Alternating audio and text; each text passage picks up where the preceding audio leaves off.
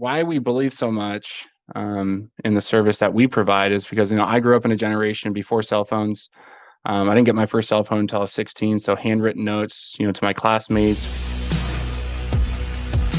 Our topic for today's show is the importance of relationships in business, and how to do handwritten cards efficiently and on an automated basis, because that's just what you bring to it at the moment. But let's talk about that, the importance of building relationships in business. And I think, your story about your professor talking about how handwritten notes, right? They're not common. They get people's attention.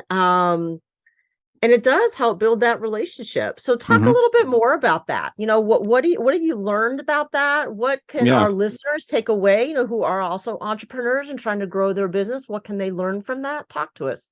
Yeah, well, first off, being an entrepreneur, and being in sales previously, I knew how important it was. Like, loyalty is royalty when it comes to business and sales.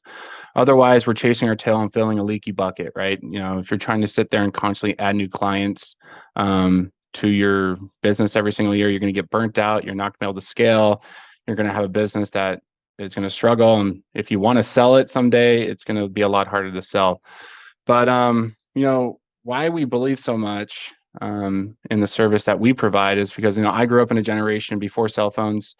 I didn't get my first cell phone until I was 16. So handwritten notes, to my classmates, where I saw a box of handwritten notes from people I used to write them to in like middle school. Like, that's like how special they are. Also, when I got recruited to play college and football, any coach that sent me something printed, it didn't even, didn't mean that much. But then when a coach sent something handwritten, like, that was something I walked around. I was like, check this out. Like, this coach sent me this, right? And then I played for Jim Harbaugh in San Francisco, the 49ers in 2012.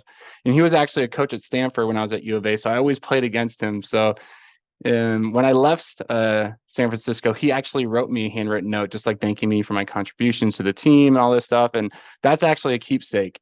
So handwritten notes, especially in today's digital age, they're incredibly important. When's the last time you sat there and you got a text message and you printed it out and you kept it and put it in your keepsake box? It just doesn't happen, right? There's just something about it. It's just so genuine and real. But when you think about your customer experience and relationships and how that can affect your business, there's tons of stats. I've been quoting this American Express customer service study that they did recently. They said, by just increasing your customer retention by 5%, your year-over-year revenue will grow 25 to 95%. And I thought that was incredibly powerful. Also, they said customers who don't feel, or customers that don't feel appreciated, 33% of your customers don't feel appreciated, and they'll try somebody else just for the sake of trying somebody else. That's 1/3 of your business. Think about that. Like, you have to replace 1/3 of your business every year because and I get it, right? You don't have the time to pick up the phone, go grab lunch, get ingrained in their lives and build that deep relationship. Like, what's a good way to do it? And we believe, a handwritten note a couple times a year keeps you top of mind. It's appreciated.